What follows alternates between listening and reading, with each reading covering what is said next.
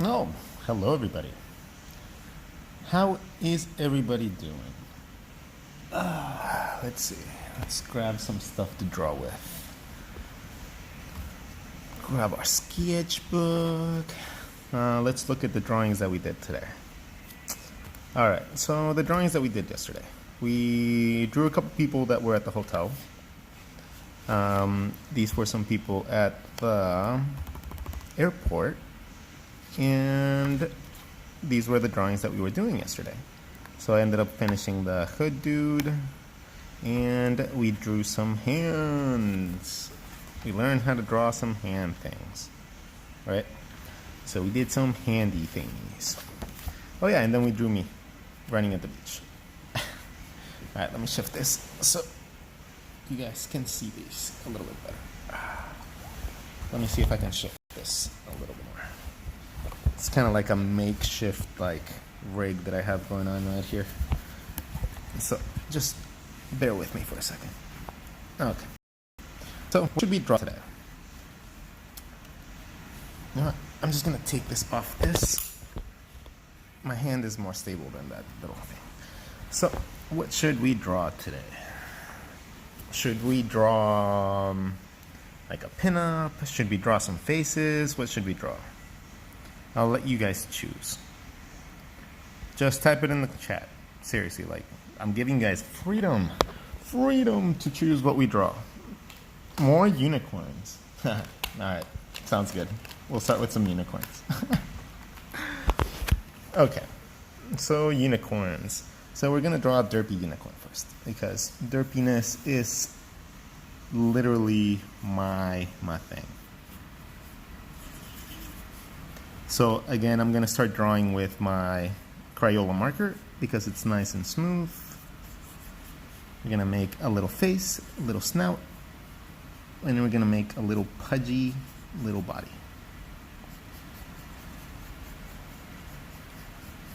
Little pudgy body, and then we're gonna give it little pudgy legs. Boom, boom, boom. Boom, boom, boom. Okay. So now we have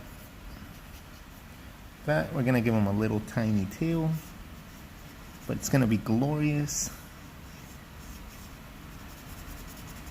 So now we have our little tail, and now we're gonna draw the mane. Boom. The mane. Let's give it like the mane from Hercules. There you go. Boom, boom, boom. Okay, so now we have that. Should we give him a big horn or a small horn? Which one should we do? I'll let you guys choose while I draw the eyes. So,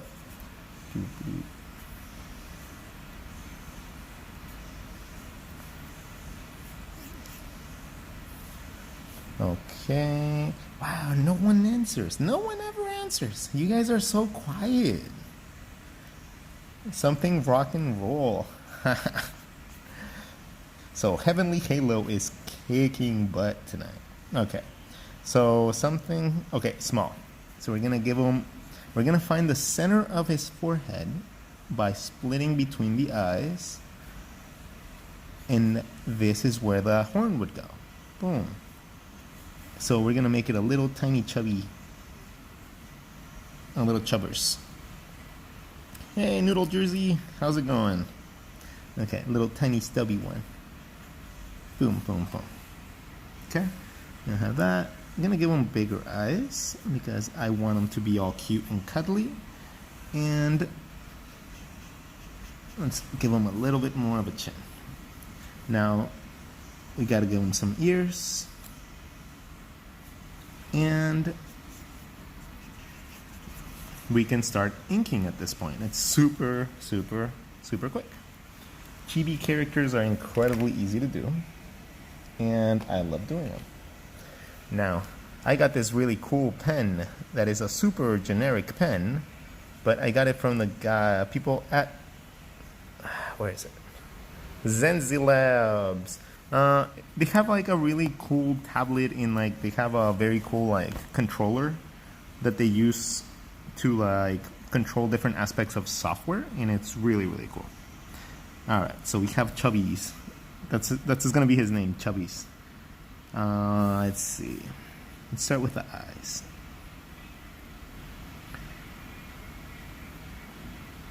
So as you can see, it doesn't really matter that I'm using the, like, a perfect, I'm not using it exactly as a guideline. I'm just using it as a basic way to measure where I want to draw something, right? And then you go in with the pen, and then you start adding a little bit more detail. And you keep it loose, keep it nice and loose, and it's going to end up really fun. I think when we start thinking too much of the extra details, when we start thinking of all the extra stuff and like all the super cool things that we have to add to our drawings, you know, like that's when our drawings tend to falter. Let's see. I'm going to try to keep up with all you guys and try to respond to your questions. Hold on. Noodle Juicy said, super cute so far. Yay! Let's see. Okay, let's continue. And draw the back of the head. And draw the ear. All cute. Right. We're going to draw an indication of the other ear, even though it wouldn't show. Even though it wouldn't show, because behind it, if you draw a little tiny indication of it, it's going to add depth to your drawing. Now we're going to go into the other side of his head. Okay, super nice and easy. And then we're going to draw his little horn. Now, unicorn horns are normally magical, right? Like, so I'm going to draw a couple little things.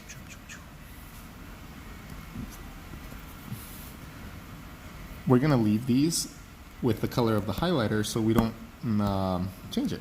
So it just looks like little sparkles. And then we're going to draw the base of the horn first. And then decide what we're going to do. I'm going to give it a little bit of swirls. So I'm going around the shape and rotating around the shape. If you rotate around the shape, just as you would with drawing like an arm or drawing a leg, if you draw around the shape, you end up getting a little bit of depth, right?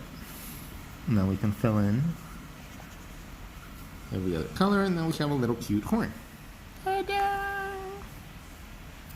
And I notice I'm creating a huge shadow right now, but lighting could be better, whatever.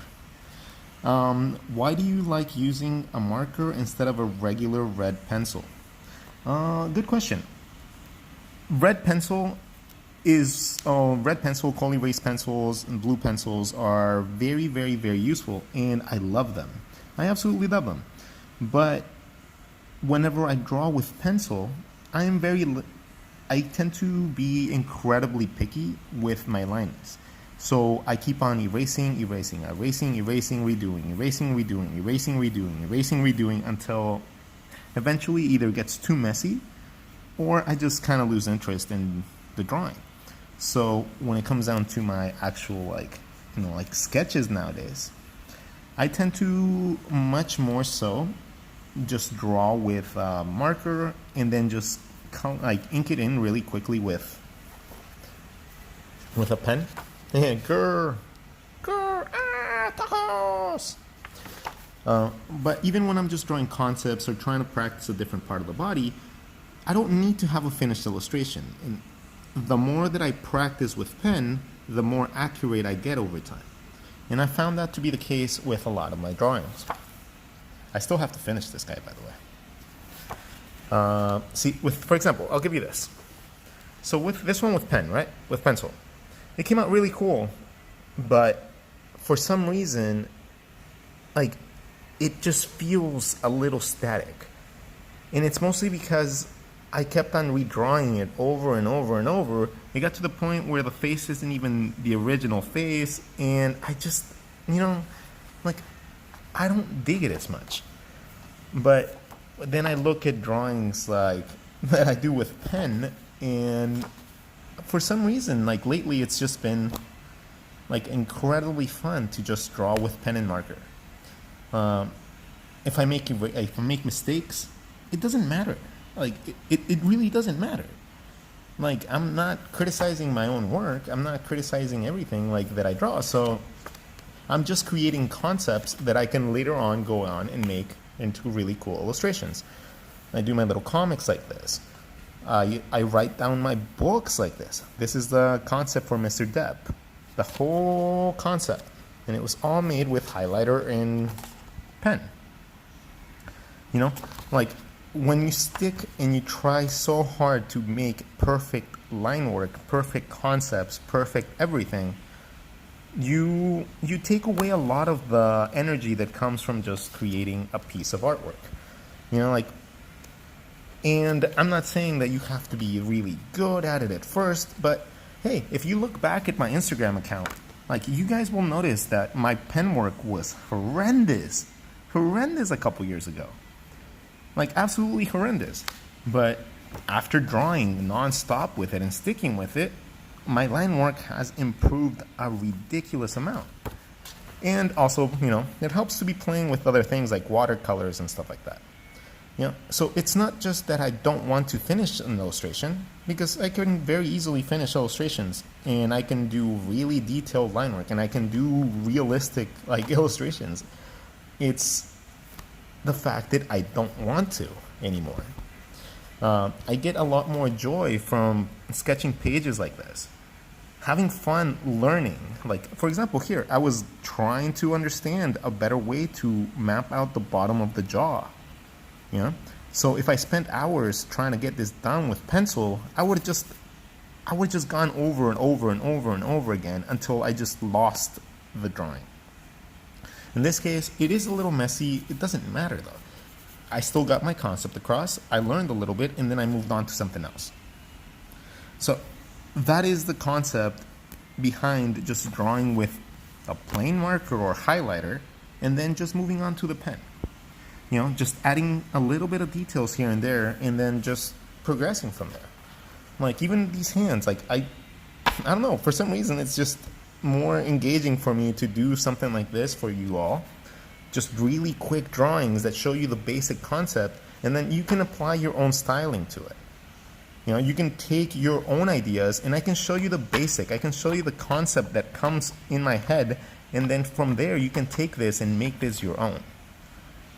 You know, my goal in life is not to teach you exactly how to draw the things that I want to draw. It's to show you how to see things so that you can draw them the way you want. And that's honestly like the biggest struggle that when it comes down to teaching. And that's also why a lot of people give up, you know, on trying to teach, you know, the concepts. Because it's not easy. And when people don't do it the way that you want, you know, a lot of people get upset. Like, you know, if you're trying to teach something to someone and they don't learn it the way that you want, like, it can sometimes be upsetting. And not to me. Like, first of all, like, not to me. I like to teach, period, and I like the challenge of learning how to teach other people. But, you know, a lot of teachers and a lot of art teachers that I've talked to in the past, like, do get a lot of frustration from not understanding why the students don't learn the concepts the way that they want to teach it. And it just drives me nuts because every student is different. For example, right here, we have a couple, I'm just going to name a few of you, and it's not like a call out or anything. But we have Par Spoons, and Y Kimi Kai, and Bravo Charlie Joan, and then Shen Sen. You know, all of you learn differently. All of you will be like learning concepts in a different way. There is no standardized way to show someone how to create art because it's very subjective and it's very different for every single person. And when you try to like bunch everybody into the same thing and teach them exactly the same way, well, it's like trying to teach a fish how to climb a tree, and it's not going to work out.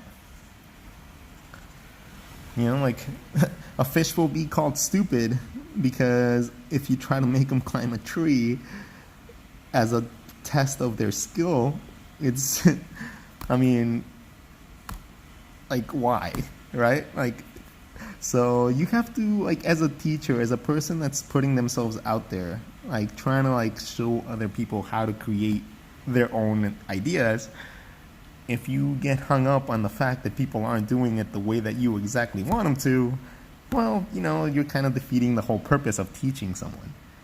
You just want a person to replicate you. And, well, you know, that might work to a certain extent, but, you know, they're never going to break out of your shell. Like, you're going to teach them something, and then they're not going to understand how to, like, develop their own style. And, well, at the end of the day, that's the whole point. Like, it's not for them to copy what you're doing. It's for them to create the things that they want.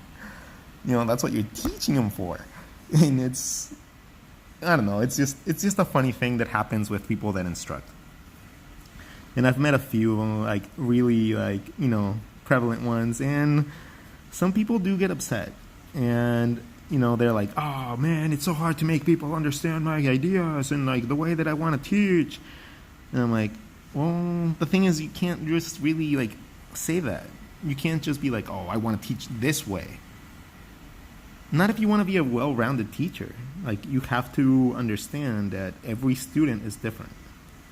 And it's going to be a little frustrating if you take it as a one-on-one type of teaching situation.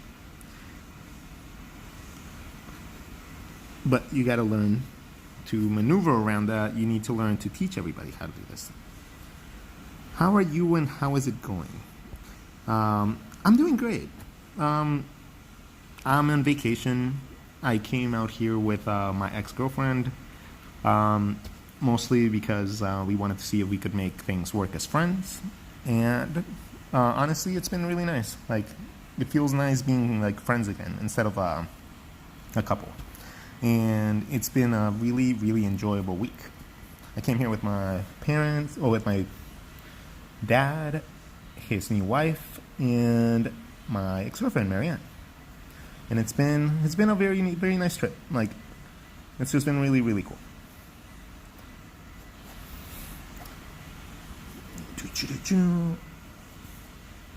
Plus, I've had a ton of time. An absolute amount of time to just think and, like, deep, like, you know, think about everything in my life, my goals, what I want to achieve.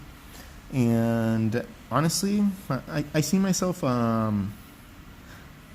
even though I'm the guiding voice for a lot of you, lately it's been a very tough time for me because I don't know exactly what route I want to take my career in. And, you know, this is probably true for a lot of you out there as well. No one really taught me how to do all this stuff. You know, no one taught me how to be, no one taught me how to be an adult. You know, so it's, I got encouraged a lot to follow my own path, but no one really teaches you that if you follow your own path, there is no guide. There's no one to teach you how to do this shit. And, you know, sometimes getting lost is part of the struggle, part of the job, like part of the process. And, oof, it's just been, lately it's been a little bit tougher than most. But I don't want you guys all to worry. My job is doing great. I'm doing fantastic. A lot of opportunities have been presenting themselves to me. It's more so just like inner like thing. Like I want to have goals that I want to pursue. I want to have passion for certain aspects again. I have achieved a lot of the goals that I've wanted out of life. And I haven't replaced those goals with something else. So it's starting to feel a little bit unfulfilled. And I don't like that. I don't like feeling like I'm not accomplishing a certain goal or a certain aspect of my life. And I'm pretty sure a lot of you feel like that. You know, it's kind of like silly to think that you're only the only person that feels the way that you feel. Okay, someone asked, what are some goals you have achieved?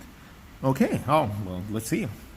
When I was younger, when I was about 19, I decided that I was going to want to make a name for myself. And I wanted to be recognized internationally, and I wanted to be recognized for what I like to do. Now, I wasn't really particularly thinking that teaching was going to be the way that I was going to get into it, but, it ended up being that teaching was something that I'm really good at. And I apparently know how to explain things a lot better than most other people. So I delved into that heavily, and thanks to that, I have achieved a very, very high level of notoriety amongst my peers. So I have been, put up there with a few other artists that I have no idea why I am being considered part of that elite group of people, but hey, I'll take it. Every opportunity that has come up with me, through competitions, through contests, through just simple things that come to me. If I can jump on it and I can do it, I'll do it. I just do it. I find a way to do it. And that mentality has carried me very, very far. If things go bad for me, you know what? I've started from scratch. I've started from zero more times than I can count. So it doesn't really affect me so much. It's more so okay, this didn't work out, let's try something else. And that has been the approach that I have had with my art, with my life, with everything. I'm a pretty easygoing guy, and I just normally, take any opportunity that comes my way, and I try to make the most of it. And if I can't make the most of it, then I hope for the best, and I try to open avenues for myself. So if someone like my dad is a great businessman. He told me once that if you don't see a market for yourself, but it's something that you really want to do, you got to make a market for it. You got to be the market for it. And slowly but steadily, I think that I'm learning that process, and I'm slowly and surely getting to the goals that I need. I am now a renowned mentor and teacher for art at a worldwide level. I am recognized worldwide for my drawings and for my art, and apparently I have a really, really iconic style of art, which is interesting because I've never really considered myself having an actual style, because my stuff changes from super cartoony to illustrations. I don't know. It just changes all over the place. So it's I never considered myself to have just one style. Exactly. Beyonce said, create your own stage. And that's essentially what what you got to do. If you feel like your art is not being taken seriously by a certain market, maybe it's time for you to not follow that market, and then just try to pursue a path that will bring you some happiness. Let's make this guy into a My Little Pony.